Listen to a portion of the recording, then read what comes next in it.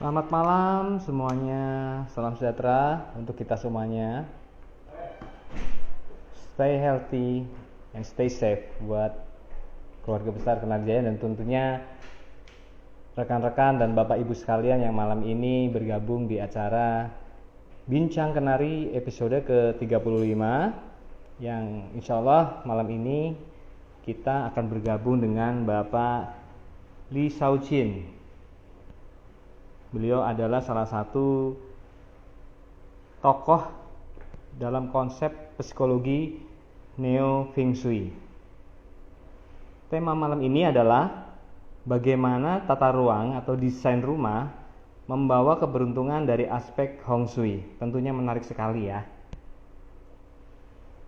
Sambil kita menunggu dari Bapak Li Shaoqin yang akan bergabung dengan kita malam ini.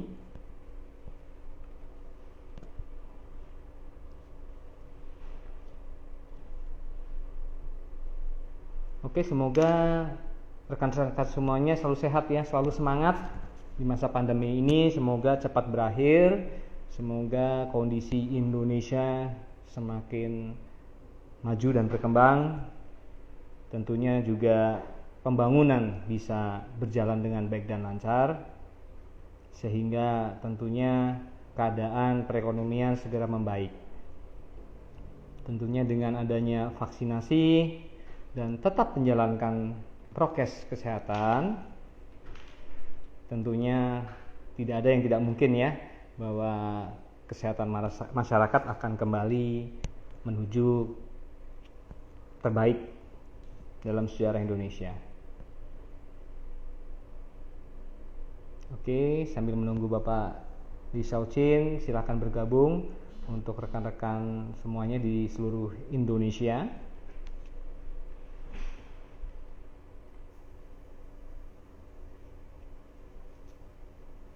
Masyarakat Tionghoa, Hong Shui rumah ini dipercaya akan berdampak positif seperti melancarkan rezeki, membawa hoki yang melimpah, dan juga menghindari dari hal-hal negatif yang akan menimpa tuan rumah.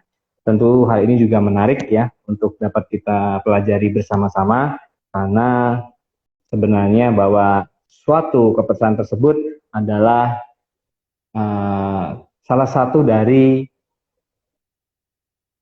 keajaiban di dunia ya, dengan masyarakatnya masing-masing, baik di Indonesia, baik dari suku-suku yang lainnya. Tentunya mereka memiliki adat istiadat dan kepercayaannya masing-masing. Apakah Pak Shaoqin sudah join? Kita cek bersama.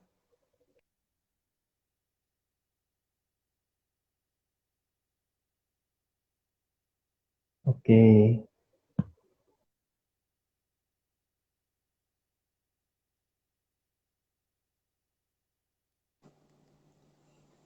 Halo.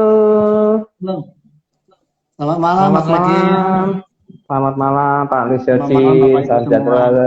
Salam sejahtera. Salam hormat Pak dari kami semuanya. Terima kasih Bapak malam ini sudah berkenan untuk bergabung di acara Bincang Kenari ya Pak ya. Tentunya dengan tema bagaimana tata ruang atau desain rumah membawa keberuntungan dari aspek Hong Shui tentunya ya. Ini sangat menarik ya Pak ya. Apalagi di era sekarang ini bahwa untuk konsep-konsep tersebut masih dijalankan ya Pak ya. Masih banyak yang memang menghargai adanya desain-desain yang menggunakan konsep-konsep Hong Shui tersebut. Nah, sebelum kita mulai bincang malam ini Pak, saya ingin mewakili seluruh keluarga besar Kenarijaya sekali lagi mengucapkan untuk saudara-saudara muslim di Indonesia, selamat Hari Raya Idul Fitri 1442 Hijriah. Minal aidin wal faizin, mohon maaf lahir dan batin. Apalagi kami ada salah ucap atau tindakan yang disengaja maupun tidak disengaja selama acara Bincang Kenari ini berjalan. Semoga kiranya kita tetap diberi kesehatan dan umur yang panjang, supaya kita masih diberi kesempatan bertemu di Ramadan tahun-tahun ke depannya. Salam kesehatan juga untuk semuanya. Amin ya robbal alamin. Oke, tentunya ya Pak, ini kan Lebaran ya, kita nggak boleh kemana-mana. Pastinya sahabat Kenari juga kebanyakan di rumah ya Pak, mager.com ya Pak ya. Nah, banyak juga kegiatan-kegiatan yang banyak mendesain ulang rumahnya ya Pak ya. Nah, kalau emang seperti itu, pastinya wajib menonton Bincang Kenari malam ini. Karena kita akan membahas bagaimana cara menata ruang atau desain rumah yang membawa keberuntungan, tentunya dengan seorang masternya nih ya, konsep psikologi Neo Feng Shui, yaitu Bapak Insinyur Li Shaoqin. Tentunya nggak sabar ya. Jangan lupa buat rekan-rekan semuanya, silahkan nanti ya kalau ada pertanyaan yang ingin diajukan, langsung ketik chat, jangan ragu-ragu ya. Langsung ketik di chat, nanti kita akan monitor, nanti kita akan sampaikan langsung ya, kita bahas bersama ya. Oke Bapak, semoga kabar Bapak sehat selalu ya Pak ya. Oke Bapak, Ini mohon maaf semua. mungkin bisa izin menjelaskan bahwa Pak Li Shaoqin ini uh, lahir di Pontianak ya Pak ya, 23 Februari tahun 1970 dengan pendidikan formal S1 Teknik Arsitektur Universitas Atmajaya Yogyakarta. Wong Jogja ya Pak dulunya ya. Ya, sekaligus beliau adalah CEO dan founder dari IFLO Arsitektur yang bergerak di di bidang arsitek Flow Arsitektur, bergerak di arsitek bangunan dengan konsep psikologi Neo Feng Shui. Nah, tentunya banyak tantangan-tantangan ya Pak ya sekarang ini dalam untuk bisa mengakomodasi keinginan dari klien-klien. Oke, mungkin kita mulai ya Pak ya. Ada beberapa pertanyaan Pak yang mau kami sampaikan. Yang pertama adalah Bapak, apa aspek utama yang perlu diperhatikan agar membuat rumah mendatangkan keberuntungan untuk setiap anggota keluarga yang tinggal di rumah tersebut nih Pak? Aspek-aspeknya nih Pak, kalau boleh disilakan. Silakan Pak. Terima kasih Mas Ragil, para pemirsa semua, buat yang merayakan Idul Fitri, sekali lagi saya mengucapkan selamat Hari Raya Idul Fitri. Semoga kita semua dikaruniakan rezeki yang baik, kesehatan yang baik, dan kelancaran dari semua hal. Dan menjawab pertanyaan Mas Ragil tadi, tentunya apa yang harus kita perhatikan pertama di dalam bangunan, tentunya kalau kita membangun segala sesuatu, perencanaan itu nomor satu. Perencanaan dalam arti kalau rumah tinggal, karena kita hari ini fokusnya pada rumah tinggal, maka tentunya desain seorang arsitek tentunya memegang peranan penting. Nah, kebetulan saya pribadi di samping profesi saya, pendidikan formal saya dari teknik arsitektur, saya berprofesi sebagai arsitek sejak tahun 95, juga mempelajari Feng Shui secara mendalam sejak tahun 2000, dan ketika mempelajari Feng Shui waktu itu, terus terang saya belajar itu karena pingin saja gitu ya, karena untuk menampung, untuk mengakomodir banyak pertanyaan-pertanyaan dari klien-klien kami ya tentang Feng Shui-nya, desainnya udah bagus, Feng Shui-nya bagaimana. Nah, itu hal yang menarik, dan itu hampir semua desain dipertanyakan, tidak terlepas dari suku mana, tidak terlepas orang yang beragama apapun, rata-rata Feng Shui itu kata yang menarik ya Mas Ragil dan Bapak Ibu semua. Karena kenapa? Ilmu ini sudah berusia 5.000 tahun, dan salah satu ujian apakah ilmu ini bagus atau tidak tentunya masalah waktu ya. Nah, ujian waktu sudah dilalui oleh konsep ini, dan pertanyaannya banyak ditujukan kepada saya. Desain yang penting bagaimana? Pertama, ya harus dihitung secara tepat Feng Shui-nya bagaimana. Dan di dalam Feng Shui itu kita mengenal dua hal sebetulnya. Ada Feng Shui umum, ada Feng Shui yang bersifat personal. Kalau Feng Shui umum itu, saya bahas yang personal dulu. Personal itu Feng Shui yang berhubungan dengan keberadaan seseorang. Di perhitungan dasarnya adalah tanggal lahir dan jam lahir. Jadi manusia dilahirkan misalnya tanggal tahun 70 atau dengan jam 2 apa jam 3 gitu ya. Itu ada hitungan sendiri, berbeda dengan hari-hari yang lain maupun tahun-tahun yang lain. Mungkin ini kelihatannya kayak agak klinik ya sebetulnya ya. Sebetulnya kalau kita berbicara Feng Shui ya, untuk orang Timur, orang Tiongkok sendiri itu sebetulnya orang yang mereka tuh jauh dari hal-hal yang klinik. Ya kalau kita lihat sering dia ada film silat, pocong dan lain-lain gitu ya, yang loncat-loncat, sebetulnya itu cuma di film aja sih. Di dalam peradaban Tiongkok sendiri hal-hal itu tidak begitu dikenal.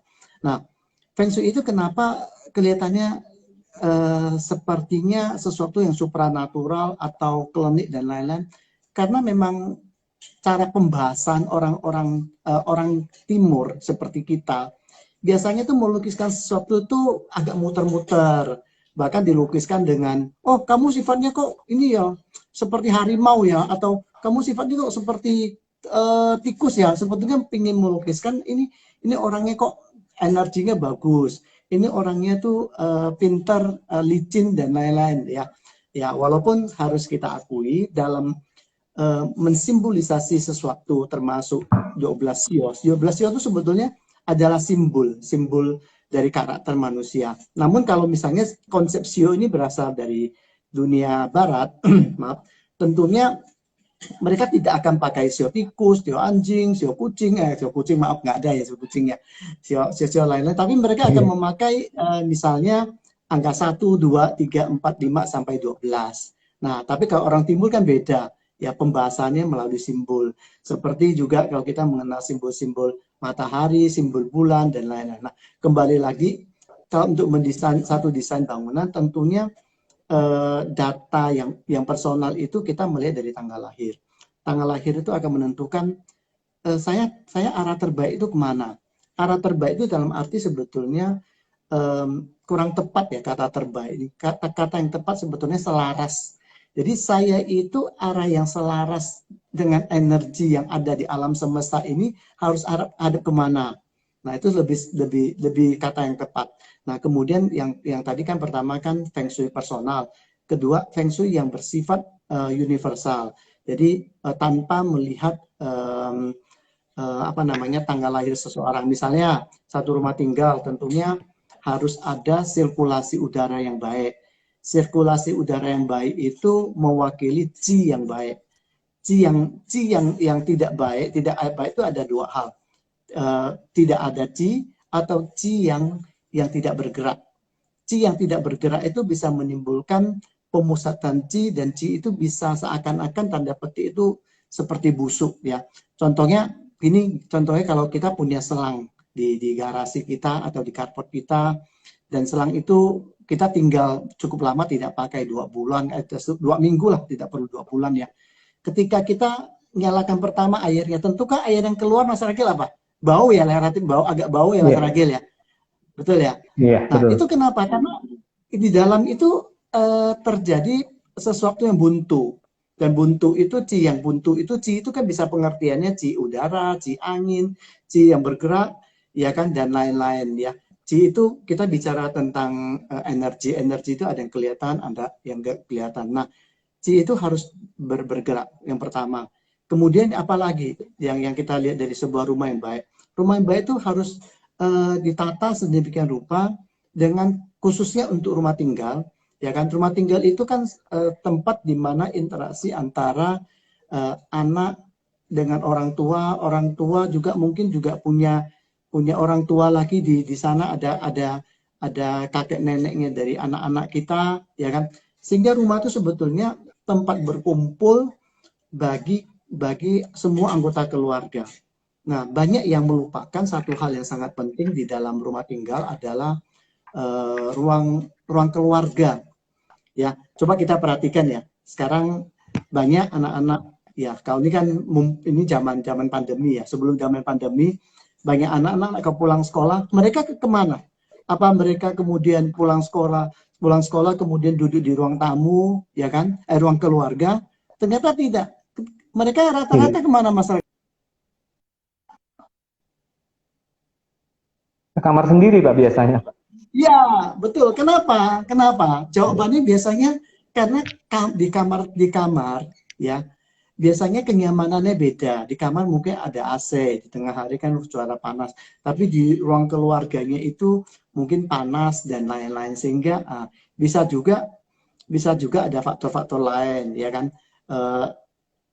Misalnya di dalam tuh lebih komplit, udah ada TV, udah ada apa gitu kan. Kalau TV mungkin buat anak-anak muda sekarang sih udah termasuk saya juga udah jarang nonton ya, karena lebih Iya. banyak yang online ya. Kalau dulu kan mungkin kita Hmm. rebutan rebutan sesuatu hal Remote TV. kalau saat ini kalau kita rebutan bandwidth itu bagi orang tua kita yang berusia 80 ke atas mungkin sesuatu yang lucu. Apa sih yang diperebutkan ini yang teriak-teriak? Oh minta bandwidth, mungkin mungkin pada saat ini saya lagi live dengan Mas Ragil, ya kan ditonton Bapak Ibu, tahu-tahu macet, saya akan tulis di BA keluarga, ayo papi butuh bandwidth gitu. Nah, itu sesuatu yang mungkin yang kita harus perhatikan dalam desain rumah tinggal. Oke, tentunya tadi penataan ruang yang baik ya Pak ya. Peruntukannya baik mana ruang pribadi, ruang orang tua, keluarga maupun ya bisa jadi ruang untuk menerima tamu ya Pak ya. Karena memang rumah ibaratnya itu memang sesuatu yang membuat nyaman di hidup ini ya Pak. Setelah seharian bekerja, seharian mencari nafkah, tentunya dengan penataan rumah yang baik bisa menenangkan jiwa gitu ya Pak ya. Mungkin seharian Ya, sudah penuh emosi di jalan, penuh amarah, udah kadang sebel ya Pak ya. Begitu pulang rumah, energinya menjadi positif kembali. Nah tentunya yes. tadi menarik sekali ya Pak ya, dengan pengaturan-pengaturan yang memang bisa digunakan dengan konsep home sweet tersebut. Nah, pertanyaan kedua Pak, seperti apa ya Pak tata letak yang sebaiknya dihindari menurut home sweet ini Pak? Ya, kalau Nah, menurut Bapak bagaimana Pak? kalau kembali lagi kalau kita bicara tata letak, ya kan, um, dalam Hong Shui juga tidak terlepas dari apa yang namanya kepantasan dan lain-lain. Ya, kalau kita bicara Hong Shui tentunya penataan yang utama adalah berdasarkan Patqua. Ya, Patqua itu ada 5 kuadran di dalam rumah, mana posisi yang misalnya gampangnya salah satu ruang yang sering dibahas di dalam Feng Shui rumah tinggal adalah dapur. Ya, dapur itu misalnya jangan diletakkan di barat laut, karena barat laut tuh ya dengan tanda petik agak diharamkan lah untuk dapur, karena di sana kalau dapur diletakkan di sana atau dapur yang posisikan di sana, mungkin Bapak Ibu para para penonton live pada malam ini ya kan, kalau ada yang dapurnya pada posisi barat barat laut ya, cara kita mengetahui posisi barat laut itu gampang gini, kita berdiri di tengah-tengah site, di tengah-tengah lahan, jadi bukan di tengah-tengah rumah ya Bapak Ibu, Mas Ragil, di tengah-tengah lokasi kita, lahan kita arahkan kompas, kita cari aja posisinya barat laut. Kalau misalnya yang arah barat laut itu barat dan utara, ya. Kalau posisinya dapur kita berada di depan sana yang barat laut, ya, itu biasanya mempengaruhi kepala rumah tangga, ya. Salah satunya kalau untuk kesehatan yang bisa melanda kepala rumah tangga adalah sakit kepala yang tanpa alasan, ya kan. Kadang-kadang sudah dicarikan apa namanya, sudah dikonsultasikan dengan dokter, sebetulnya kita semua kok baik-baik saja, tapi kok masih sering sakit kepala ya. Biasanya ya kembali lagi, Feng Shui itu bukan sugesti, kita percaya atau tidak, energi Feng Shui itu mempengaruhi kita Mas Agil ya. Jadi kalau misalnya di Ya, barat laut ada dapur, energinya itu yang paling pertama dipengaruhi adalah kepala rumah tangga. Nah, itu yang pertama mungkin yang biasanya kita bahas. Kalau mengenai posisi posisi ruang tamu, posisi pintu harus hadap kemana, itu sebetulnya sudah masuk ke namanya Feng Shui personal. Jadi itu perlu dianalisis ya kan dengan jelas. Misalnya ada yang kelahiran tahun 70 gitu kan, 71 misalnya, untuk wanita itu harus hadap ke utara, misalnya contohnya itu ya, dan lain-lainnya itu perlu dihitung karena itu ada parameter-parameter yang cukup banyak. oke. Oh iya Pak, sebelumnya tadi saya dapat informasi dari Bapak Hendra Buntar Saripudin selaku Presiden Direktur Kanajaya. Pak Saucin mendapat salam dari PCC Bapak Handi, Pak. Ya, ya. Iya. Tadi Ya, menitipkan selamat salam beliau kembali, Pak Indra. untuk Pak Pak Indra Lutfi nih Sarsin. pantau nggak Pak Indra nih? Pak Indra pantau nggak? Pak Pak Hendra Indra, Pak pantau Husen. Pak bergabung. Ya, ya, selamat malam. Terima kasih kesempatannya buat buat saya boleh berjumpa dengan para pemirsa, para apa namanya, mungkin ini pelanggan-pelanggan dari Kenari Jaya ya. Siap, betul Bapak. Oke, selanjutnya kita mau membacakan pertanyaan kembali ya Pak. Apakah Boleh? pergantian sio juga berpengaruh dalam penataan tata letak ruangan atau desain rumah? Oh iya Pak, saya jadi ingat ya Pak. Mohon maaf Pak, saya mau nanya, bedanya Hong Shui sama Feng Shui apa ya Pak ya? Apakah berbeda atau Sebetulnya tidak? itu Kan cuma kadang ada bilang Hong Shui, Feng Shui ya Pak ya? Seperti itu. Pak Saucin. ya, sebetulnya Monggo Hong Shui silakan dan kalau bisa Feng jelaskan. Shui sama saja ya, dua istilah yang sama. Hong itu berarti angin, Shui itu berarti air. Itu cuma bahasa suku aja sih. Kalau suku Hong Shui itu biasanya dipakai oleh suku-suku Hokkien, Teochew, ya kan.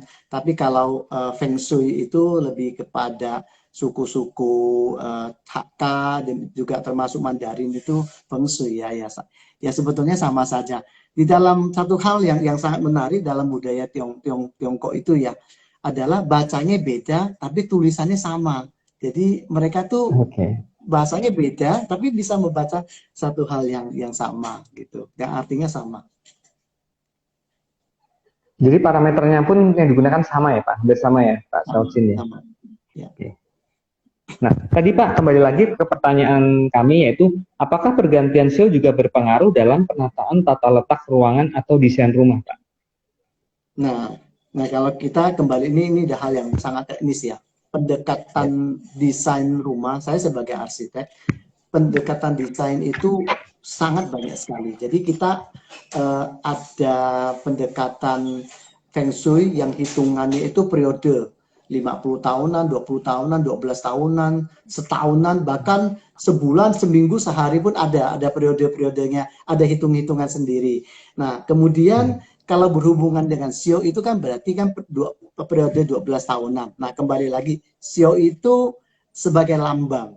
Sebetulnya yang dipakai adalah value-nya, nilainya. Nilai di sana kalau dari hitungan Feng Shui, buat Sio itu perhitungan periode 12 tahunan. Jadi tahun ini dengan tahun depan itu pasti energinya beda. Itu buat perhitungan energi tahunan. Namun kita harus sadari sebetulnya dalam hitungan Feng Shui itu banyak hal. Ada prinsip-prinsip yang tidak mengenal waktu. Itu misalnya prinsip-prinsip tentang unsur, prinsip-prinsip tentang kompas, itu tidak mengenal waktu. Nah, ada prinsip-prinsip yang mengenal waktu, salah satunya tadi tentang Sio, saya kelahirannya tahun ini, harus hadap kemana, prinsipnya juga, oh energi tahun ini yang baik di mana, sebagaimana dengan prinsip yin dan yang ya. Yin dan yang itu mungkin Bapak Ibu semua kita tahu, bahwa di dalam kehidupan ini sebetulnya tidak ada yang mutlak. Di dalam yin ada yang, di dalam yang adalah yin. Jadi setiap tahun itu ada kesempatan, ada potensi, tetapi di balik itu juga ada konsekuensinya sebetulnya begitu bahasanya ya. Nah, sebetulnya di Feng Shui ya, kenapa kita penting untuk menganalisis kondisi energi di tahun yang berjalan atau pada tahun ini misalnya tahun 2001. Kenapa nanti biasa bulan-bulan Agustus sudah banyak mulai klien-klien saya yang kembali konsultasi lagi buat Feng Shui tahun depannya tahun 2022 ya. Karena memang polanya ada Feng Shui tahunan yang berubah. Namun untuk unsur, untuk hal-hal itu tidak berubah. Ya, itu ya dengan bahasa lain kita katakan untuk energi tahunan adalah energi yang perlu kita tambahkan atau ada energi yang kurang baik yang perlu kita minimalkan. Oke, intinya itu tadi ya Pak ya, walaupun nanti tahun berganti, semakin ke depan hanya perlu energi apa yang perlu ditambahkan dan energi apa yang perlu disesuaikan gitu ya Pak ya. Ya, betul. Oke, jadi misalkan Pak kalau bikin rumah nggak tiap hari, tiap tahun harus ganti konsep ya Pak ya? Jadi prinsipnya gini, Mas Ragil dan Bapak Ibu semua, kalau kita, kalau saya mendesain rumah, ya kan, biasanya pertanyaan pertama itu tentunya data-data pribadi klien saya, tanggal lahir, jam lahir, semua penghuni rumah itu analisis. Jadi misalnya Mas Ragil sama istri, ya kan, dianalisis punya anak-anak yang ikut Mas Ragil itu dianalisis juga. Nanti posisi kamarnya harus di mana, hadap mana. Misalnya ada orang tua yang diberi kesempatan untuk ikut Mas Ragil itu kan, juga itu dianalisis akan dikasihkan posisi. Nah, itu yang pertama. Kemudian ya kan tentunya pertanyaan kedua biasanya ini kalau buat desain sekarang ini prediksi akan di apa namanya dibangun kapan ya. Kenapa itu sangat penting? Bangunan ya. Ketika peletakan batu pertama itu layaknya manusia lahir. Ya. Manusia lahir, tanggal lahir, jam lahir itu membawa karakter dan energinya itu dibawa terus sampai bangunan itu dirobohkan total. Ya, Bapak Ibu, ini satu hal yang mungkin banyak yang kita tidak mengerti, ya kan? Ketika kita melakukan perombakan terhadap rumah kita, ya kan, penambahan ataupun pengurangan ataupun penyesuaian. Sebetulnya selain kita harus lihat posisi potensi energi yang baik, kita juga harus perhitungkan ini bangunannya ini sebetulnya mulai dibangun tuh kapan. Dan mulai saat ini saya berharap Bapak Ibu mulai mencatat kalau ada proses pembangunan untuk mencatat layaknya ini rumah saya ini akte kelahiran ini tanggal berapa, jam berapa. Dan itu sangat penting ke depannya ketika melakukan renovasi. Oke, luar biasa ya Pak. Berarti memang kalau untuk perhitungan fungsi ini yang pertama adalah pastinya data pribadi ya Pak ya. Kemudian data penghuni rumah, kapan akan dibangun gitu ya Pak ya. Penting sekali ya. Oke Pak, kemudian pertanyaan selanjutnya adalah bagaimana caranya menata ruangan yang bisa mengalirkan chi atau aura positif ke ruangan yang lain Pak? Nah, kalau kita udah bicara mengarahkan chi, itu berarti kalau di arsitektur itu berarti tentang sirkulasi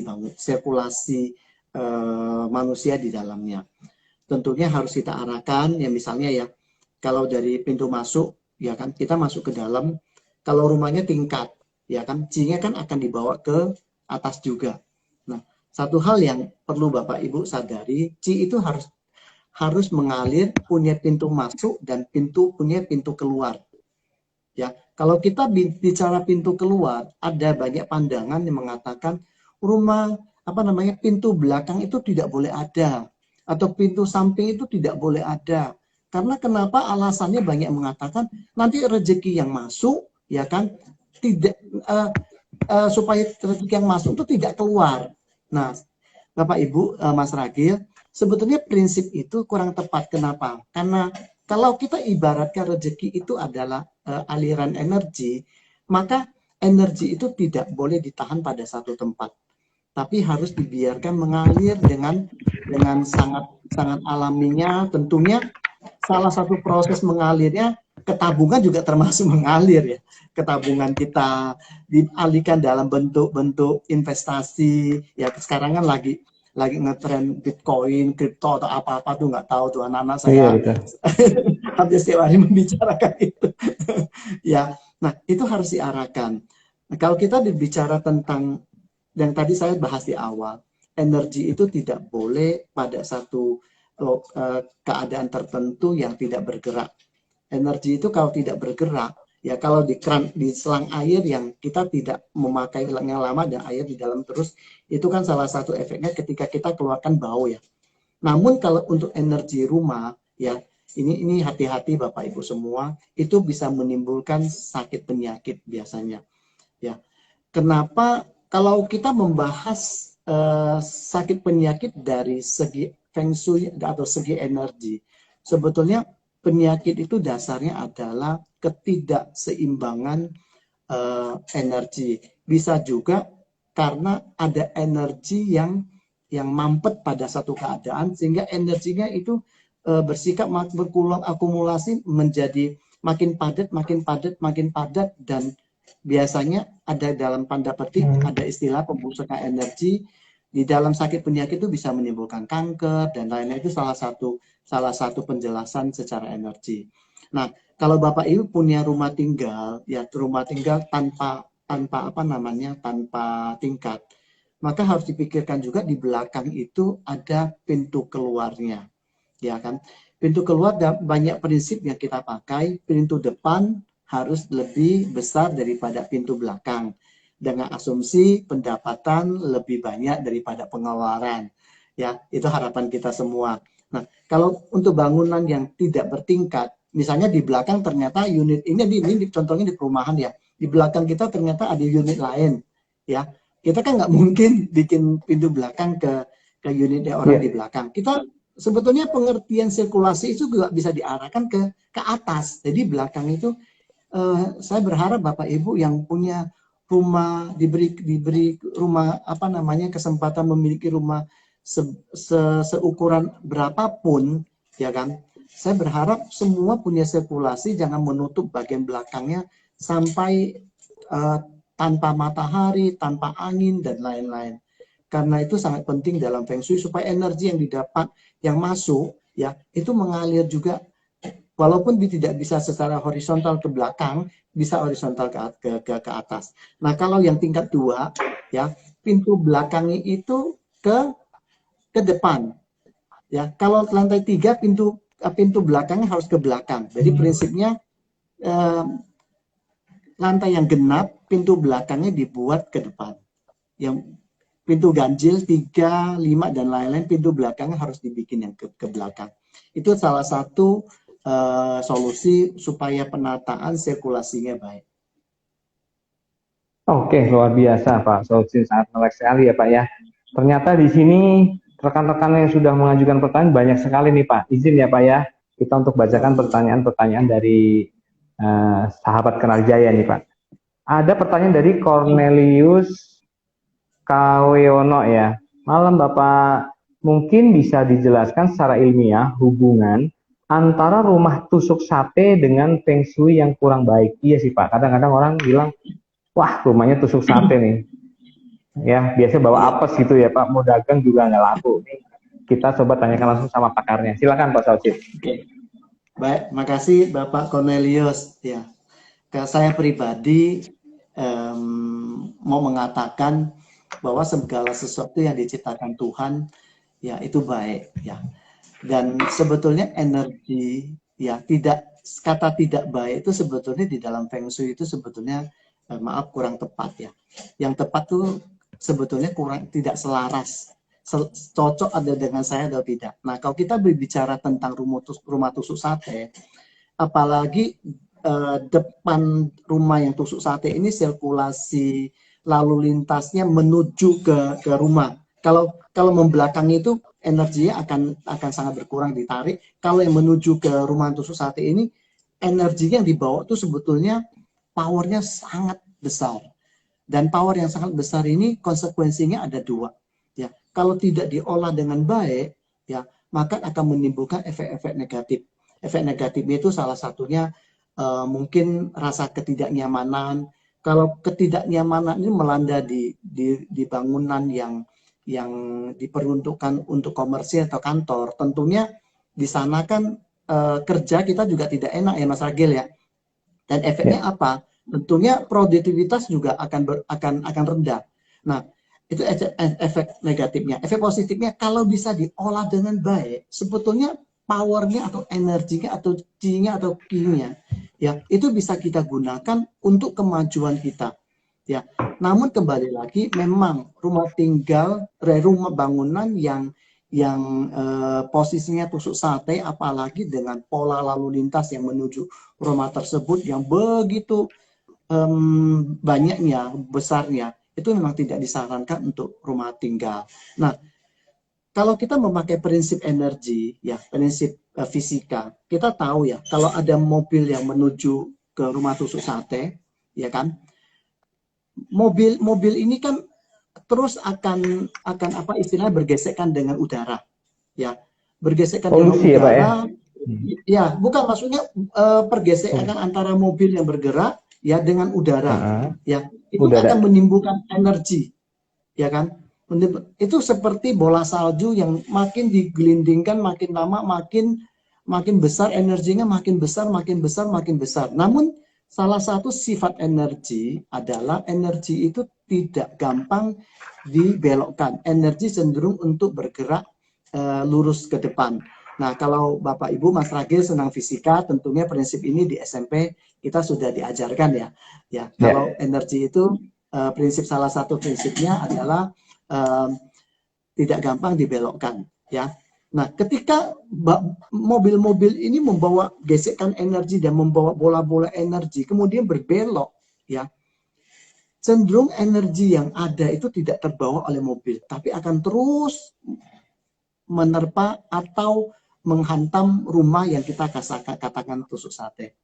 Nah, makanya kalau bangunan tusuk sate sebetulnya kita lihat saja banyak rumah-rumah tusuk sate dipakai diganti gonta-ganti ini ya, owner ya, ya, kok ya tutup terus ya, tutup terus. Tapi ketika satu kesempatan dapat penghuninya yang cocok, yang bisa mengelola, wow, itu akan melejit dengan sangat pesat. Nah, alasannya lagi kenapa rumah tusuk sate itu tidak disarankan untuk rumah tinggal adalah ketika kita tidur, ya, kita cenderung itu menerima semua energi yang ada di sekitar kita. Makanya sangat penting ruang tidur itu kita setting sesuai dengan prinsip Feng Shui yang mau itu arah maupun tata letak perabot dan lain-lain. Ya, kalau ketika kita sadar begini ya, Mas Ragil, ya misalnya contohnya ada sesuatu mata ini mungkin panas kan, kita pegang gitu kan, langsung kita akan lepaskan. Karena ketika kita sadar, kondisi sadar ini, refleks kita itu tinggi. Namun kalau ketika kita tidur, kita terima semua energi. Makanya salah satu parameter kamar kita energinya udah bagus tidak, dalam arti feng shui-nya bagus atau belum, adalah kualitas tidur kita ketika kita bangun. Ya, kita sudah tidur mungkin udah 7-8 jam ya, tapi bangun kok rasanya badan tuh masih capek, masih apa. Nah, biasanya yang saya temukan selama ini memang energi feng shui-nya kurang cocok bagi orang tersebut. Namun kalau misalnya, saya cenderung tidur misalnya cuma 5 jam, 6 jam ya, bangun sudah segar gitu loh, cukup gitu ya. Ya, nah itu biasanya boleh katakan energinya sebetulnya yang kita terima selama kita tidur kualitasnya baik, dan itu akan mempengaruhi kualitas tidur kita. Oke, Pak, menarik sekali ya Pak. Misal kita tinggal di perumahan ya, otomatis kan arah bukaan pintu itu sudah ditentukan oleh developer ya Pak. Apalagi misalkan di apartemen ya, kita misalkan mau pilih unit biasanya ya apa adanya biasanya Pak ya, mau menghadap itu biasanya gimana ya Pak Saucin untuk mengatasi hal tersebut ya Pak, ketika seorang pembeli ini adalah sudah beli rumah yang memang sudah didesain oleh developer, maupun misalkan kalau di Jakarta tinggal di apartemen lah seperti itu ya Pak. Bagaimana Pak menurut Bapak Pak untuk mengatasi customer yang mau membeli rumah yang sudah jadi tersebut? Ya kalau menurut saya, kalau untuk developer, saya lihat di kota-kota besar sekarang kan kalau ada dibuka lahan yang baru, proyek yang baru, cenderung sistemnya kan pakai cap undi ya. Jadi dapatnya kita nggak bisa milih ya. Nah mungkin kalau di sini ada teman-teman developer dan lain-lain ya kan, mungkin bisalah dikasih pilihan, misalnya digrupkan. Oh nanti cara undinya saya pingin yang tetap yang ada selatan atau hadap ke utara. Ya hidup ini sebetulnya menurut saya pribadi itu selalu ada pilihan ya. Walaupun memang kadang-kadang kalau kita memilih ya mungkin harus bayar lebih. Namun yang kembali lagi kalau memang harus bayar lebih karena itu pilihan bukan dari undian unit rumah. Biasanya undian kan pasti lebih murah ya, katanya launching atau gimana, soft launching atau gimana. Nah kalau menurut saya sih mungkin kalau pilihannya kita beli bukan dia market primer lagi ya, sekunder ya, mungkin masih baru tapi sekunder ya kan, karena kita bisa memilih dengan harga yang lebih tinggi. Tapi yang penting sebetulnya harga itu bukan nomor satu kalau menurut saya pribadi. Menghasilkan itu nomor satu menurut saya. Ya, apakah bangunan itu sesuai dengan saya sehingga menghasilkan, namun kalau murah tidak menghasilkan buat apa juga gitu. Oke. Lebih produktif ya Pak, berarti ya Pak ya, dalam pemilihan rumah. Iya, betul. Baik untuk istirahat maupun untuk menghasilkan energi yang positif tadi ya Pak Saucin ya. Ya. Oke Pak, izin Pak, ini juga ada banyak yang bertanya Pak dari Koko 3110. Wah, ini kayaknya kaum milenial nih Pak. Saya baca di Mbah Google, dapur tidak boleh terlihat dari ruang tamu. Apakah benar Pak hal tersebut dalam dunia Feng Shui Pak? Mohon bisa dijawab Pak. Saucin, silakan. Iya. Pak Koko 3310, saya mempelajari Feng Shui dari tahun 2000 dan terus terang sampai hari ini ya, kalau mempelajari Feng Shui dari apa namanya, dari literatur modern yang membahas praktis-praktis, memang banyak mengatakan hal seperti itu ya kan. Tapi literatur Feng Shui yang benar-benar asli sampai hari ini saya tidak pernah menemukan ada pandangan kalau dapur itu tidak boleh kelihatan dari pintu depan.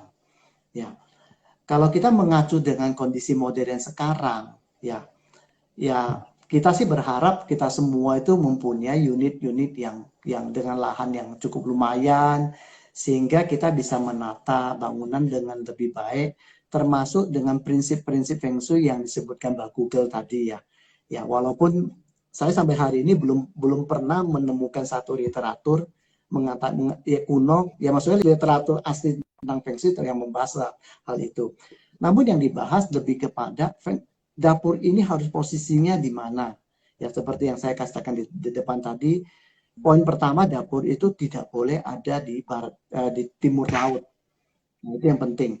Kalau kemudian mengenai, misalnya ada juga kepercayaan, oh kalau apa, kita kalau desain dapur, posisi susru itu apa namanya, yang buat gorengan itu loh, apa alat goreng itu loh, itu harus susuk itu apa ya, nah, apa namanya, yang buat nasi goreng kita, kalau bahasa susuk itu apa dong?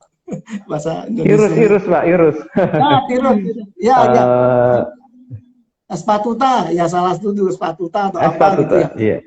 Nah, itu maklum Pak, kita jarang goreng-goreng Pak. Kalau saya soalnya senang masak, jadi sering pegang. Senang masak Pak. Oke. Ya, jadi kalau kita lagi ngecah atau goreng gitu, itu posisinya tuh nggak boleh dihadapkan ke, misalnya arahnya gini kan, arahnya gini ya. Itu nggak boleh sana tuh apa namanya, pintu depan, karena dikatakan apa namanya, rezekinya seakan kita buang keluar gitu loh. Nah, sebetulnya prinsip-prinsip itu nggak terlalu tepat ya. Mungkin kalau itu lebih kepada namanya Feng Shui sugesti ya, tapi bukan Feng Shui energi yang mempengaruhi manusia, baik itu percaya atau tidak ya. Banyak prinsip-prinsip di masyarakat sebetulnya boleh katakan itu kurang tepat. Nah, contohnya gini misalnya ya, Mas Ragil sama saya lagi ngopi di Starbucks atau di mana, saya lagi bahas tentang rumahnya Mas Ragil dengan data-data pribadi yang diberikan kepada saya, ya kan. Oh, Mas Ragil ini kalau duduk ya kan, ini ya hadap ke depan, sebelah kanannya nggak boleh ada. Ya. Nggak, misalnya sebelah kanannya nggak boleh ada tanaman ya. Nah, ternyata di samping kita ya ada orang yang lagi ngopi ya kan, dan menyimak perbincangan kita gitu loh. Oh, ini lagi bahas ya, saya tidak perlu tanya, saya dengarnya pokoknya sebelah kanan tidak boleh ada tanaman. Nah, tapi yang dengarkan kan tidak mengenai konteks yang kita bicarakan gitu loh. Ya kan. Nah, dia kemudian memakai prinsip itu. Oh, sebelah kanan nggak boleh ada tanaman, sebelah kanan nggak boleh tanaman. Dan sering-seringnya prinsip Feng Shui yang kurang tepat itu karena defisiasi saja di masyarakat, defisiasi penggunaan yang tidak tepat. Nah, menjawab tadi Pak Koko 3310, ya secara prinsip dapur itu kalau nggak boleh kelihatan dari luar, ya mungkin kalau dimungkinkan sebaiknya ya dibuat pada satu kondisi, satu tata ruang yang agak tertutup dari luar. Karena kenapa? Dapur mungkin juga kan yang masak tuh biasanya kan pakai daster atau kita ya kondisi-kondisi yang mungkin ya kita tidak pantas buat ditonton oleh orang yang mungkin baru datang dan berada di ruang tamu atau gimana. Lebih ke arah kayak seperti itu, Mas Rakil. Ya, yang juga Pak Oke, Koko siap. 3310. Siap. Jelas ya Mas Koko ya, tadi sudah dikupas tuntas oleh Pak Saucin ya, seakar-akarnya ya Pak ya. Semoga bisa menjawab pertanyaan dari Mas Koko tadi. Kemudian Pak, ini banyak banget pertanyaan Pak. Izin bacakan lagi ya Pak, dari Maman Kanza nih Pak. Ini saya kayaknya kenal nih Pak. Pak Maman Kanza ya. Semalam Bapak mau tanya, apakah desain arsitektur Hong Shui ini bisa diaplikasikan bersamaan dengan teknik desain bangunan daerah mungkin ya Pak, seperti bangunan limas, joglo ya, kan banyak ya, karena kita di Indonesia kan pastinya di daerah-daerah masing-masing suku-suku itu ya Pak mempunyai rumah-rumah khas daerah. Nah, ini gimana Pak untuk menyikapi hal tersebut? Apakah bisa mungkin bahasanya di akulturasi budaya gitu mungkin ya Pak ya? Sebetulnya Silakan Pak Sachin. Sebetulnya prinsip Feng Shui itu adalah tata ruang utamanya. Ya, tata ruang itu kan tidak belum masuk kepada gaya bangunan. Ya, kalau menurut saya pribadi sebagai arsitek selama ini tidak ada masalah apapun dengan gaya bangunan yang dipilih oleh klien kita. Klien kita kan kalau datang kepada kita kan pasti biasanya khususnya saya biasa kalau ada klien tuh saya tanya dulu kalau masalah rumah. Ini rumah pertama bukan? Ini rumah kedua apa rumah ketiga? Karena pendekatannya sangat beda.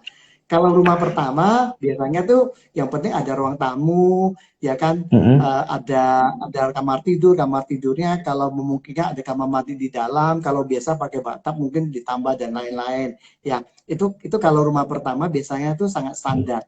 Namun kalau rumah kedua, ya kan, setelah punya rumah pertama kan biasanya kita kan mesti, saya kalau bikin rumah lagi saya pingin A, B, C, D, E, F, G. Nah, saya kalau ketemu klien yang saya tanya, ini rumah keberapa? Rumah kedua. Waduh, ini dia ini perjuangan. Soalnya rumah kedua itu biasanya rumah impian atau rumah yang menjadi mimpi. Nah, ya biasanya saya sebagai arsitek harus lebih hati-hati lagi menggali mimpi-mimpinya, termasuk kalau ini pasangannya juga mimpinya seperti apa, anak-anaknya juga mimpinya seperti apa. Nah, kembali lagi soal apa namanya tadi tentang rumah khas daerah tentang prinsip Feng Shui itu. Feng Shui sebetulnya selama ini bisa mengakomodir semua gaya bangunan. Nah, kalau rumah kedua biasanya orang itu sudah ada ya, saya mau gaya yang agak Spanyol atau gaya klasik atau misalnya saya punya klien Timur Tengah ya Pak ya? Klien yang tinggal lama di Amerika, ya kan, yang kebetulan dia di kota yang tidak terlalu besar, agak konservatif, bangunannya itu lebih American banget lah, American style ya. Saya pinginnya yang American style ya gitu. Ya tentunya saya sebagai arsitek harus sampaikan kalau di Amerika itu kan negara subtropis, kita kan negara tropis ya. Apakah mau diakomodir secara utuh dengan konsekuensinya yang ada, atau kita akan lakukan penyesuaian karena kita negara tropis. Nah, selama ini juga menurut saya sih kalau untuk Feng Shui kita mau apa namanya, Feng Shui itu kan sebetulnya value, filosofi. Ya. Kalau kita bahas Feng Shui, dan itu aslinya Feng Shui itu sebetulnya sekarang masyarakat berkembang apa-apa yang istilahnya Tiongkok ini ya, Tiongkok arah ke Tiongkok, ilmu sana dikatakan Feng Shui, kayak membaca raut wajah, membaca apa namanya ini garis-garis tangan, itu banyak. Oh, di Feng Shui, Tangan, garis tangan ya Pak ya? Ya, sebetulnya Feng Shui itu aslinya adalah rumah, penataan bangunan. Kalau dulu penataan istana-istana raja, dan itu penataan bukan cuma raja, tetapi meliputi komplek ya. Jadi ada airnya harus di mana, kolamnya, aulanya, kemudian rumah tinggalnya, singgasananya harus hadap kemana, dan lain-lain. Dan selama ini tidak ada masalah penerapannya dengan apa namanya bahan-bahan baru, seperti juga Kenari Jaya kan tidak mungkin kan tidak ada inovasi dalam handle pintu dan lain-lain. Saat ini saya lihat di belakangnya Mas Ragil itu ada fingerprint, wah itu pintu ada kunci fingerprint dan lain-lain. Nah, itu inovasi. Feng Shui apa Feng Shui tidak boleh? Ya boleh. Itu kan membantu dan juga salah satu dinamika kehidupan. Nah, itu intinya Feng Shui sebetulnya juga bagian dari dinamika kehidupan manusia. Oke, jadi Feng Shui ibaratnya adaptif ya Pak ya, bisa beradaptasi di segala zaman dan di segala medan gitu ya Pak ya. Oke Pak, ini banyak banget Pak yang nanya ya Pak ya. Ada dari Demi 81. Nah ini pertanyaannya Pak, kalau Feng Shui tangga yang baik posisinya di mana? Oh mungkin ini tangga naik ya Pak ya, tangga naik rumah ya, dalam rumah mungkin ya. Tangga yang baik posisinya di mana ya? Oke, coba kita tanya ke Pak Saujin. Kalau kita berbicara soal tangga, kita paling gampang sebetulnya kita berbicara tangga itu sebentar. Saya agak nge-lag di sini. Oke. Tangga itu tidak boleh ada, ya saya sebutkan yang tidak boleh aja ya dalam prinsip desain yang biasa saya terapkan ya. Tangga itu tidak boleh ada di utara dan barat laut. Itu dua hal yang sangat prinsip.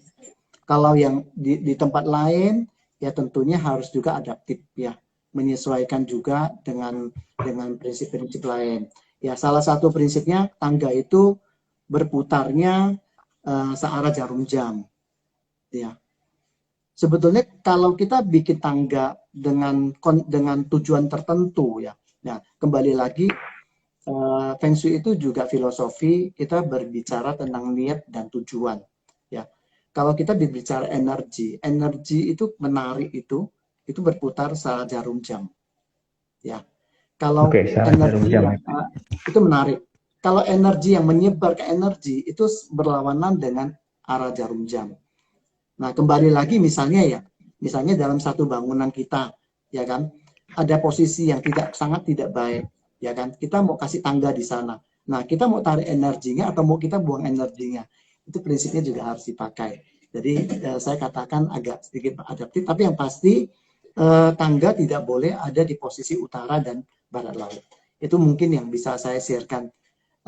Lain-lainnya harus lihat posisinya rumahnya dulu, hadap kemana, berapa derajat dan lain-lain. Oke Pak, Pak menarik sekali ya. Kalau tadi yang kita bahas itu kan bangunan ya atau rumah. Nah cuman ini berhubung Pak, saya juga banyak temen ya Pak yang masih jomblo nih Pak nih, jomblowan jomblowati. Ini titipan Pak, maksa nanya Pak, tolong tanyain dong ya, mungkin yang lama belum dapat jodoh nih. Ya mohon maaf sebelumnya ya rekan-rekan, saya sampaikan pertanyaannya nih Pak. Pak mohon maaf nih ya, Feng Shui atau Hong Shui bisa sih enggak sih Pak buat cari-cari jodoh gitu Pak? Nah ini pertanyaan sih ya Pak ya, boleh jawab boleh tidak Pak. Jadi banyak nih kaum jomblowan-jomblowati yang ingin nanya nih Pak, karena temanya bagus, Hong Shui dan Feng Shui. Nah ini agak sedikit menyimpang sih Pak, cuman kalau berkenan silakan dijawab Pak. Boleh Mas Ragil. Ya, kalau saya boleh katakan langkah pertama adalah buka hati. Wah, buka hati ya, mantap. Buka hati dulu ya. Pertama buka hati dulu. Kedua kalau memang perlu penyesuaian dengan Hong Shui, ya. Nah ini khusus ya. Ini khusus bangunan yang dipakai sendiri, tidak ada orang tua. Ya, tidak ada orang tua di dalamnya. Ya, mungkin perlu bagian barat laut lebih diperhatikan. Barat daya lebih diperhatikan. Ya, misalnya ya barat laut diperhatikan, barat daya diperhatikan, dikasih lampu. Kalau sana terlalu terang, ya terlalu gelap maaf, mungkin perlu ditambahin lampu. Ya, Oke. kalau kurang terang, ditambahin lampu yang lebih terang. Namun kalau di sana barat daya, ya barat daya itu kita berdiri di tengah bangunan, kemudian kita ambil kompas, ya kan? Oh barat daya sana, oh saya hadap ke sana gitu ya. Kalau misalnya di sana sudah terang, sudah bersih dan lain-lain, ya mungkin yang saya ngomongkan yang pertama Mas Ragil harus buka hati. Siap. Baik, baik, Pak.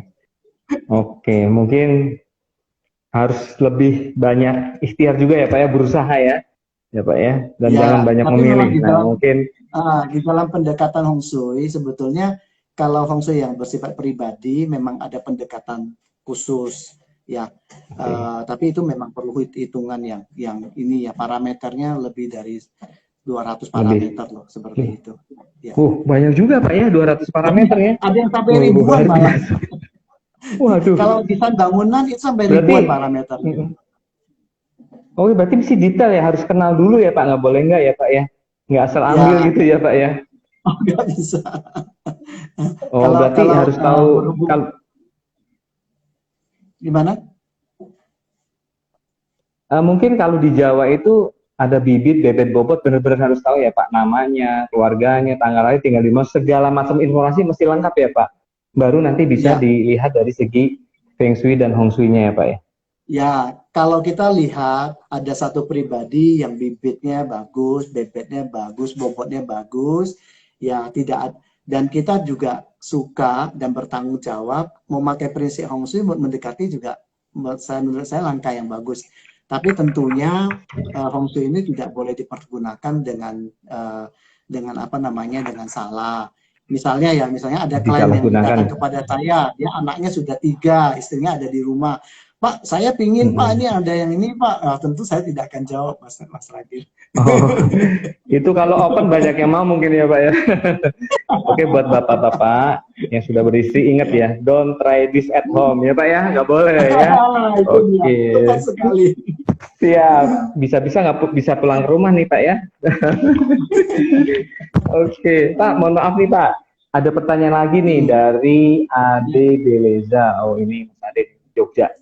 Ada berapa model sih? Oh mungkin bukan model, tipe kali ya Pak. Sebagai referensi dalam perhitungan Hong Shui untuk desain tata ruang atau rumah. Mungkin model ini apa ya? Parameter bisa atau mungkin apa ya? Hong Shui ini kali ya Pak. Ada berapa aliran mungkin atau gimana ini? Mungkin Pak Ya, Socin bisa menjelaskan Pak. ya. Di masyarakat umumnya yang beredar itu 2 apa 3 prinsip. Ya, Hong Shui ya.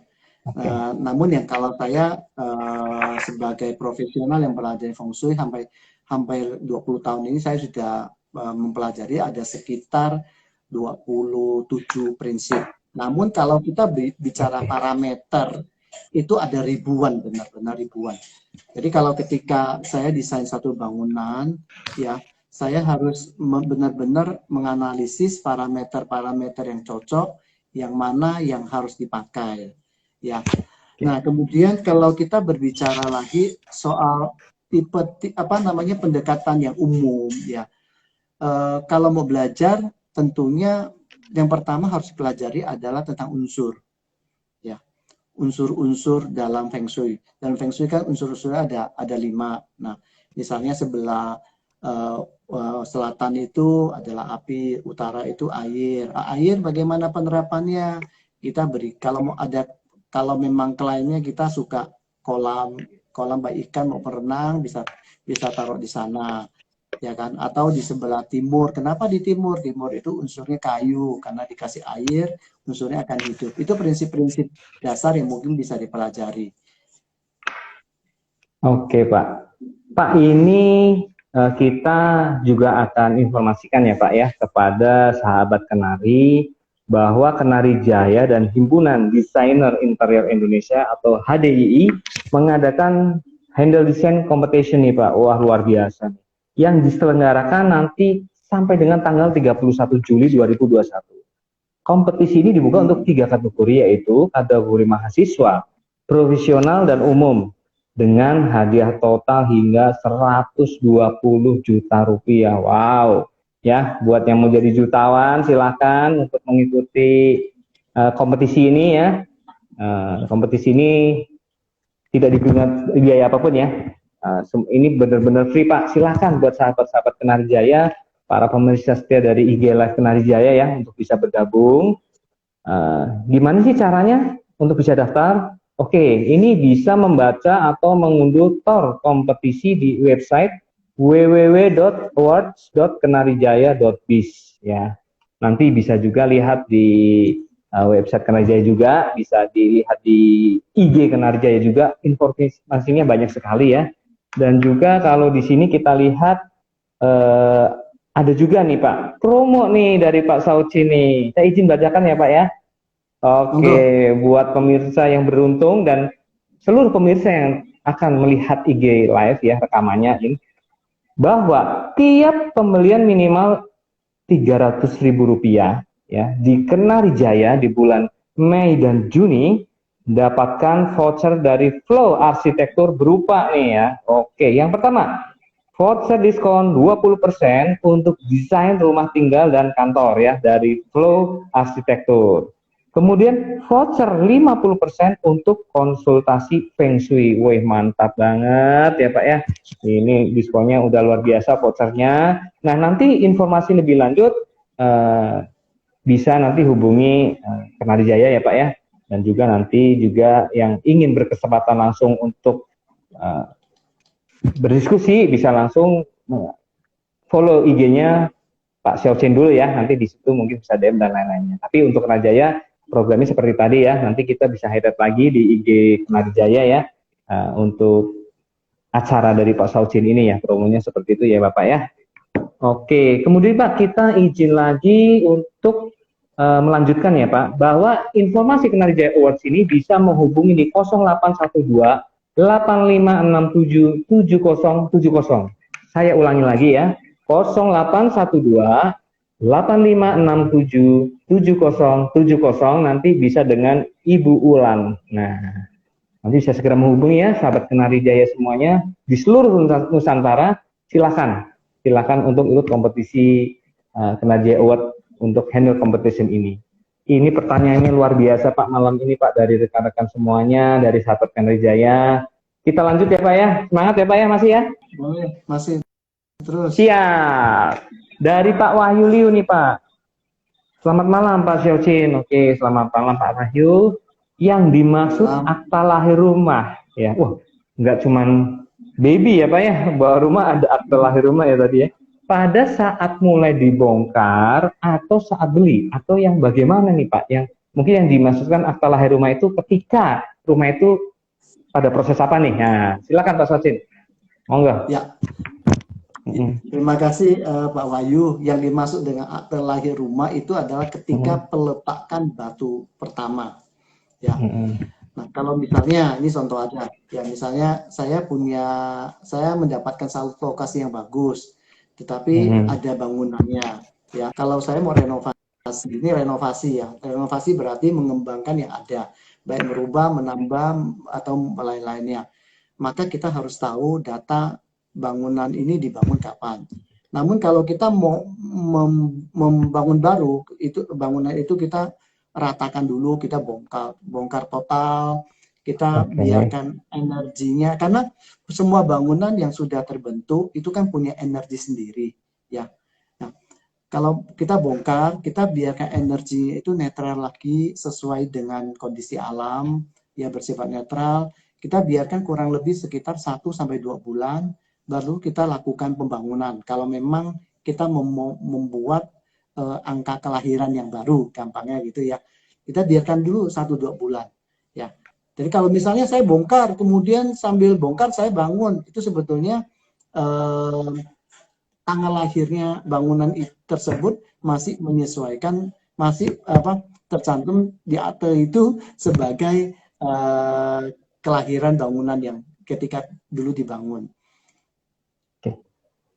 Oke ya, jadi rumah ini memang tergantung dari baru atau tidaknya ya Pak ya, yang dihitung tadi ya. Oke Pak, saya mau nanya Pak ya, mohon maaf ya Pak, kadang rumah itu kan akan mencerminkan apa yang ada di dalamnya gitu ya Pak. kalau kita masyarakat Indonesia yang tadi di awal kita bahas ada membahas masalah klinik gitu ya Pak. Itu gimana sih Pak untuk bisa menghindari rumah terkesan angker gitu loh Pak. Ya, terkesan ada makhluk astralnya sehingga mungkin kita jual juga nggak laku-laku gitu ya Pak. Kita mau pulang ke rumah juga serem sendiri. Ya mungkin buat para kaum hawa ya Pak di rumah ya, karena kan penakut gitu ya Pak ya. Nah mungkin ada tips-tipsnya Pak untuk mengatasi hal tersebut agar rumah ini benar-benar kelihatan indah, kelihatan suasananya sejuk, nyaman, buat ibadah juga enak gitu ya Pak Pak Saucin. Ya, Silakan Pak, monggo. ya. Rumah kesan angker, sejuk, adem, dan lain-lain sebetulnya adalah proses mata kita memandang, indera kita merasa, dan itu diproses di otak kita, kemudian keluar satu image. Kalau dengan kesimpulan, kalau rumah ini angker, rumah ini sejuk, rumah ini adem, rumah ini enak, dan lain-lain. Nah, kalau itu kan sebetulnya reaksi. Namun yang penting adalah aksi. Aksinya apa? Aksinya itu sebetulnya satu bangunan. Bangunan itu walaupun itu benda mati, ya, tapi sebetulnya semua bangunan, semua bangunan kan dibentuk dari bahan-bahan bangunan, itu ada energi yang dipancarkan. Ya, yang kita bahas di awal, kayaknya tema hari ini banyak tentang sirkulasi ya, tentang bergerak. Salah satu yang membuat rumah itu angker adalah rumah itu pertama, sirkulasi udaranya pasti tidak baik. Ya, karena sirkulasi udaranya tidak baik, di dalam itu katakanlah kalau rumah angker tuh biasanya rumah yang tertutup. Rata-rata tuh rumah yang tertutup. Ya. Atau rumah atau kalau ada pintu tidak dibuka, sehingga di dalam tuh terjadi akumulasi energi, ya. Apalagi misalnya di bawah bangunan itu ternyata ada sumber air, ada apa, ya kan? Kalau ada sumber air tidak diolah, itu juga bisa menimbulkan, kalau diolah itu mendatangkan kebaikan bagi kita. Kalau tidak diolah itu bisa menimbulkan istilahnya pemadatan energi. Dan energi kalau padat, ya biasanya itu sifatnya itu keras dan agak menimbulkan ketidaknyamanan. Salah satu ketidaknyamanan yang kita tarik dari kesimpulan otak kita adalah angker. Ya, belum tentu rumah itu ada, maaf ya, ada setannya atau apanya, belum tentu. Ya, walaupun kita tidak menisbikan hal tersebut. Nah, kalau hal-hal seperti itu, biasanya rumah kalau kita biarin terbuka. Makanya kalau Bapak Ibu, ya kan, misalnya kalau punya bangunan yang tidak terpakai atau apa, dikasihkan Mas Ragil atau kasihkan saya aja kalau memang sudah terlalu banyak gitu ya. Kita akan kelola ya Mas Ragil. Boleh Nah, Pak. Kita bisa bikin kos-kosan Pak.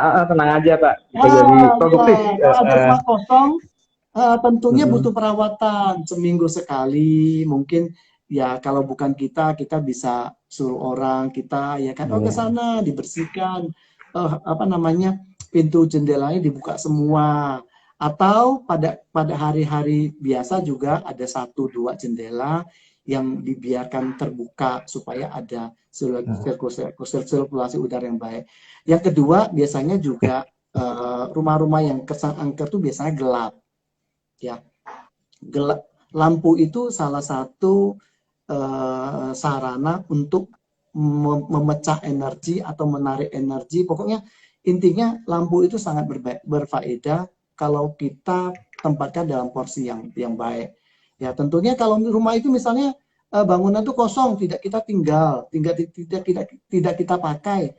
Toh sekarang kemajuan teknologi yang sederhana sekalipun kita bisa kasih timer, kasih photocell atau apa gitu ya. Sehingga kalau malam itu otomatis lampunya otomatis nyala, ya kan? Bahkan jendela pintu juga ada sekarang, ada mesinnya. Saya kira kemarin udah jual belum ya? Bisa diprogram, misalnya jendela ini akan terbuka ketika jam berapa sampai jam berapa, akan nutup sendiri ketika jam berapa sampai jam berapa. Itu kan ada yang bisa dikontrol melalui smart home ya, dengan HP sekarang juga bisa kita schedule, ada yang bisa saya kira banyak hal yang bisa kita lakukan. Nah, kembali lagi soal rumah angker itu ya, bisa kita siasati dengan seperti itu. Kalau rumah itu walaupun kosong tapi terawat dengan baik, misalnya depan rumah tanamannya terawat, daun-daunnya kering, dibersihkan secara rutin, ya kan? Ya nggak perlu setiap hari ya, seminggu sekali atau gimana. Daun itu kan juga proses alami. Kalau di negara 4 musim lebih parah lagi. Ya selama 3 bulan ketika musim gugur, bahkan sepanjang jalan, sepanjang di mana-mana kita bisa melihat pemandangan daun yang berguguran, dan daun itu tidak dianggap sampah. Kalau yang sampah itu tentunya plastik, botol minuman dan lain-lain, itu baru sampah. Ya, itu Mas Ragil. Dan Oke, Pak siapa tadi yang tanya ya? itu pertanyaan dari saya sih Pak sebenarnya Pak. Yang tadi yang Oh, untuk masalah rumah ya. angker ya Pak. Biasa karena kita di Indonesia Pak. Tadi saya ingat, oh ya tadi ada klinik ya. Saya jadi ingat. Biasa kan orang mau beli pasti lihat, ih rumahnya kayaknya angker nih. Ih rumahnya nggak keurus nih. Rumahnya nggak kerawat. Jadi itu bisa mengurangi keinginan customer untuk beli rumah Pak biasanya Pak. Nah tadi udah dikasih ya Pak ya. Dikasih tips oleh Pak Saucin. Yang penting rumahnya bersih, sering dibersihkan ya Pak ya. Kasih lampu Ya. penerangan jika memang terlihat gelap. Dikasih Hmm, tanaman agar lebih indah ya Pak ya, agar ya, energinya positif ya Pak, perputaran udara juga bagus. betul. Pak ada lagi nih Pak yang bertanya Pak dari Ivan Raditya 17.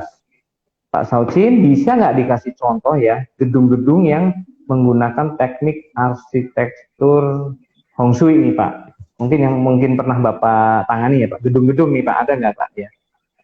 Mungkin Oh, kalau ya di tentunya Indonesia Pak.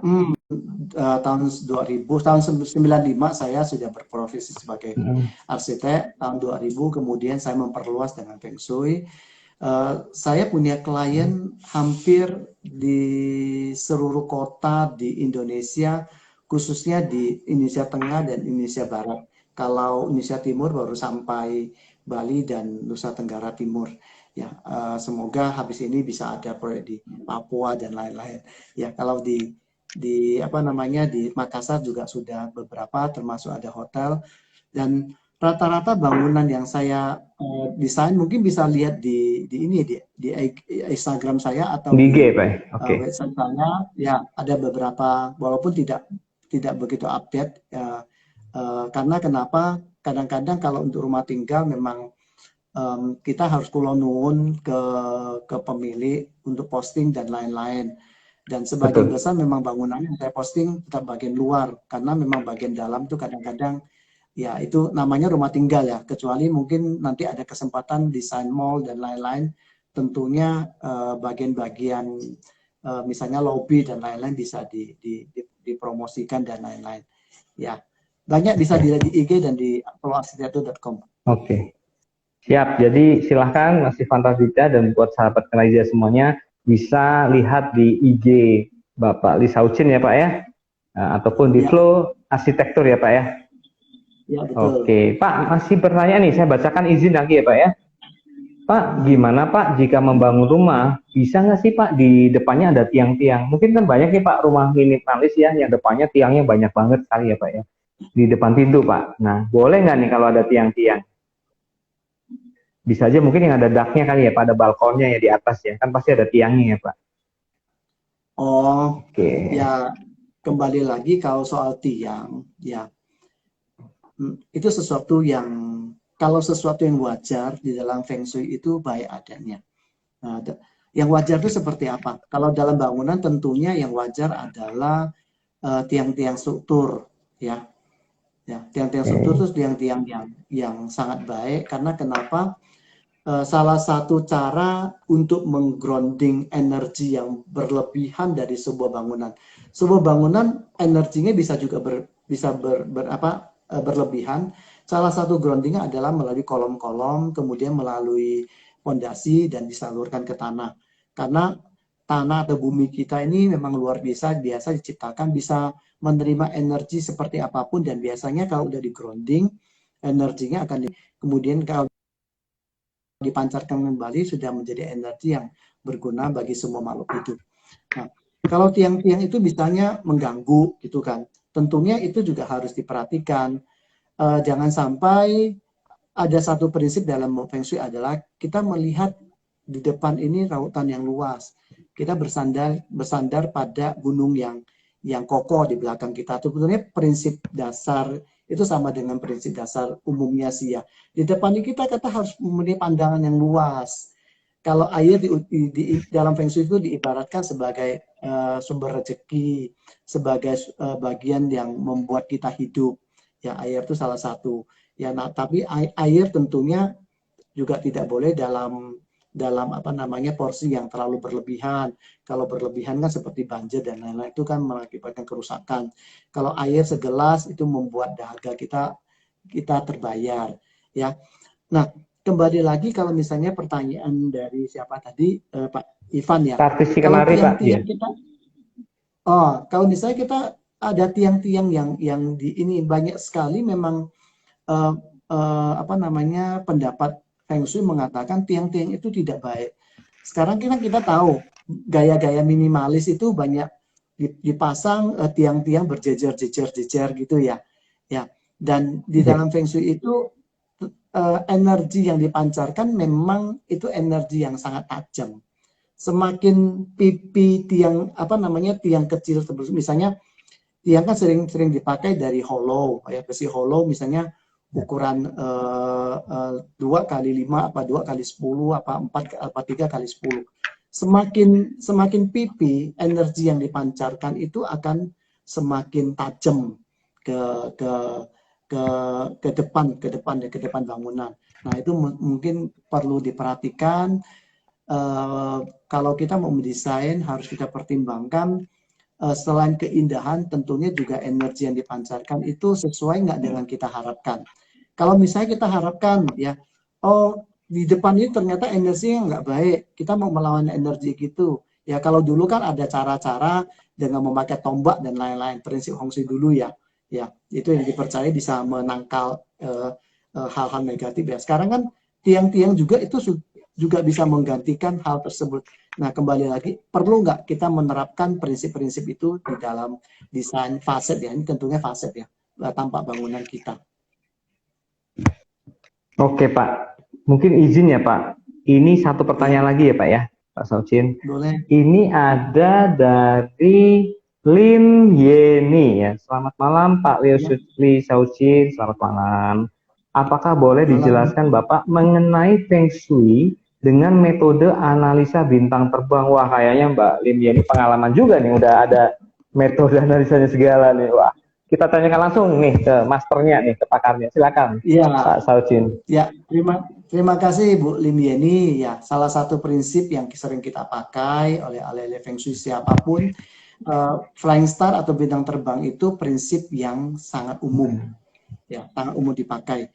Dan flying star itu berbicara tadi kalau ada pertanyaan tadi pergantian sio energinya Iya, ini berubah nggak? Ya itu mungkin iya. kalau kita pakai istilah teknis, lebih teknis lagi di Feng Shui, yaitu adalah prinsip flying star. Jadi setiap tahun itu bintang yang mendominasi salah satu sudut arah ya itu yang akan dihitung di dalam prinsip-prinsip analisis Feng Shui. Salah satunya. Oke, sudah terjawab tadi ya, Mbak. Tadi dari Cici ya, Limiani, Ibu Limiani. Ya, pertanyaannya tadi analisa bintang terbang. Nah, mungkin ini ada pertanyaan juga nih Pak. Ini mungkin Ya, kekinian nih, karena mungkin dengan semakin berkembangnya teknologi ya, mungkin sekarang zamannya hmm, aplikasi ya Pak, App Store, di hmm. Play Store gitu ya. Ini kira-kira bagaimana Pak Feng Shui ini bisa bertahan di masa milenial. Mungkin untuk ke depan nih Pak ya, anak-anak milenial sekarang yang mungkin autis sama handphone, udah nggak mau nanya ya, dikit-dikit lihat Google, dikit-dikit download aplikasi ya, mungkin lebih percaya teknologi aplikasi dibanding dengan konvensional gitu ya Pak. Nah ini gimana Pak? Kira-kira Hong Shui ini bisa bertahan di masa milenial baik saat ini maupun di masa mendatang Pak? Karena udah 5.000 tahun ya Pak ya, luar biasa tentunya diwariskan dari generasi ke generasi selanjutnya. Ya, secara prinsip ya satu nilai yang baik itu harus kita lestarikan, termasuk prinsip-prinsip Feng Shui. Namun kembali lagi kalau soal cara itu bisa berubah. Ya, seperti hari ini siapa yang dengan segitu banyaknya ketemu dengan Bapak Ibu seluruh Indonesia. Kalau 5-6 tahun lalu saya setiap tahun melakukan roadshow ke beberapa kota, saya harus terbang ke Medan, ke Bengkulu, ke Lampung, ke Surabaya, ke Makassar, ke Pontianak, itu harus terbang. Dan biasanya kalau terbang sampai di sana acaranya 2 jam, tapi kadang transit, kadang apa, belum termasuk delay-nya dan lain-lain, bisa berjam-jam, pemulihannya bisa 1-2 hari. Nah, kayak gini saya merasa cara-cara baru sekarang ini bukan cuma menjadi milik kaum milenial, tapi menjadi milik kita semua. Kalau kita tidak mau berubah, dunia akan merubah kita. Ya, Feng Shui itu nilai-nilai yang kita ambil, tapi cara bisa berubah. Contohnya lagi ya Mas Ragil ya, selama setahun ini sejak bulan Maret ya, saya bisa punya klien hampir di seluruh Indonesia dan saya tidak perlu terbang sama sekali. Ya, ya memang harus bayar Zoom ya Mbak ya, itu kan ya yang tidak seberapa dibanding ongkos pesawat dan lain-lain kalau kita terbang ya. Betul. Ya kan. Atau ada Google Meet atau lain-lainnya, nanti kira promosi Zoom lagi. Nah, kita bisa lakukan. Dan saya presentasi ke klien, ya kalau dulu kan misalnya saya punya klien di Medan ya, saya mungkin presentasi ketika diminta untuk desain, saya mungkin akan presentasi mungkin dalam waktu 2 atau 3 minggu sekali, sehingga desainnya mungkin memakan waktu ya kurang lebih harus sekitar 4-5 bulan atau 6 bulan, bahkan ada yang 8 bulan baru selesai ya. Namun sekarang saya bisa setiap minggu loh. Ya dengan klien yang sama, saya jadwalkan ini siang jam berapa, kita ketemu di Zoom, di Zoom, di online, saya presentasi, kemudian di presentasi ya kan, makanya di depan saya ini screen-nya banyak sekarang. screen laptop itu, komputernya bukan cuma satu sekarang, tapi ada beberapa.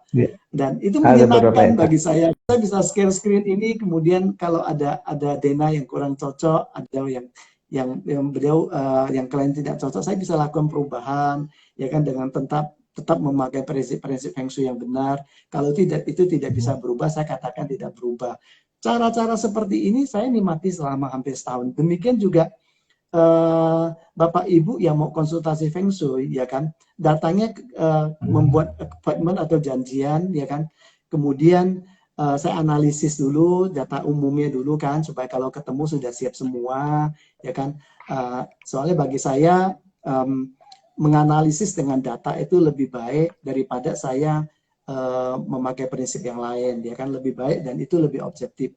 Meeting atau kita WA call, video call gitu kan. Kalau analisis bisa keliling bangunan ini. Oh gini loh, gini bener nggak gini. Dan saya menikmati sekali selama hampir 1,5 tahun ini melakukan pekerjaan dengan cara yang tidak diduga. Kita tidak menduga lah 1,5 tahun ini bisa dengan cara-cara seperti ini gitu, Mas Ragil dan Bapak Ibu semua. Siap. Oke Pak, mungkin bisa jelaskan ya Pak, kalau di belakang saya namanya digital door lock Pak. Nah, tentunya Kenari Jaya sebagai pionirnya Pak di Indonesia, jadi berbagai macam model Pak. Ya, nanti buat sahabat Kenari Jaya bisa juga kunjungi website kami, dijelaskan banyak fiturnya Pak, tenang aja, banyak tipenya, banyak modelnya, dan pasti teknologinya terkini ya Pak ya, dan jaminan dari kualitas garasi elektronik. Iya Pak? Saya kalau fingerprintnya punya Kenari Jaya itu pakai udah kayaknya dari 3-4 tahun lalu loh, udah lebih. Wih, iya. Luar biasa. Iya. Dan pembelian tidak ada trouble ya Pak ya? Bahkan ada satu bangunan yang di Sunter itu sebanyak berapa ya? 7 apa 8 pintu ya, itu pakai punya Kenari semua itu. Mereknya dari Korea. Terima kasih Pak Saucin. Yes, Ken Pak. Kita kalau home-brandnya Ken. Jadi kalau ada K7800 tuh Ken depannya Pak. Kenari Jaya tentunya Pak. Oke, Pak Saucin, ini nggak terasa Bapak kita sudah berada di ujung bincang Kenari ya. Tentunya terima kasih sebelumnya Bapak sudah meluangkan waktu bersama kami, sehingga nanti yang sudah ilmu nih ya, bagi saya sih ini seperti kuliah Pak. Ini SKS-nya luar biasa, kita dapat pencerahan, dapat ilmu, dapat sesuatu yang baru ya Pak ya, yang nanti bisa diaplikasikan juga di dalam kehidupan sehari-hari, dan bisa juga memberikan inspirasi ya Pak dalam menata rumah. Yang intinya tadi kalau saya lihat adalah prinsip Feng Shui adalah tata ruang desain. Jadi bukan bentuk bangunannya ya Bapak ya, gimana menata yang baik ya Pak ya. Oke, juga Feng Shui ini dan Hong Shui ini nggak usah khawatir ya, sahabat kenari, mengikuti perkembangan zaman kok. Ya, jadi applicable di semua generasi. Buktinya apa? Sudah lebih dari 5.000 tahun ya. Terus juga kalau dalam pemilihan tipe rumah tadi ya, tatanan rumah adalah yang bisa produktif, jadi bisa memberikan efek hidup kita ya. Jadi intinya adalah membuat hidup kita lebih bahagia, lebih sehat, lebih bermanfaat, dan lebih produktif. Dan saya mengingatkan kembali kepada sahabat Kenari Jaya semuanya, untuk selalu menjaga kesehatan kita dan keluarga ya Pak, tentunya di masa pandemi ini yang memang belum berakhir, di mana angka peningkatan positif juga banyak, apalagi di negara-negara lain. Jadi buat teman-teman yang memang tidak ada kepentingan jalan-jalan keluar kota atau jalan-jalan ke mall atau jalan-jalan tempat wisata, dikurangi. Kalau bisa dihindari demi menjaga jarak dan mobilitas kita. Jangan lupa nanti ya kalau di luar ruangan memakai masker, dan tentunya tetap jaga stamina imun kita ya Pak ya, tetap positive thinking, tetap semangat ya. Apapun yang terjadi kita harus tetap semangat, harus tetap melanjutkan hidup ini dengan semangat ya. Dan saya juga sebelumnya mengucapkan terima kasih untuk sahabat Kenari Jaya. Jangan lupa ya nanti follow sosial media Kenari Jaya dan Bapak Xiaoqin juga untuk mendapatkan informasi menarik lainnya. Tentunya Pak, ilmu ini bisa bermanfaat sekali ya Pak bagi kita semuanya. Dan saya Pak Ragil Endrato izin untuk undur diri. Ingat kunci, ingat Kenari Jaya Pak. Jangan lupa ya rekan-rekan semuanya, Bapak Xiaoqin, sahabat Kenari Jaya, nanti akan berjumpa kembali dengan kami di acara Bincang Kenari Jaya di episode selanjutnya. Tunggu segera ya, nanti kita bisa bertemu kembali. Terima kasih Bapak Xiaoqin, selamat malam. Salam untuk keluarga di rumah Bapak. Terima kasih Bapak, sehat selalu Bapak. Tuhan memberkati Bapak. Terima kasih ya. Ya.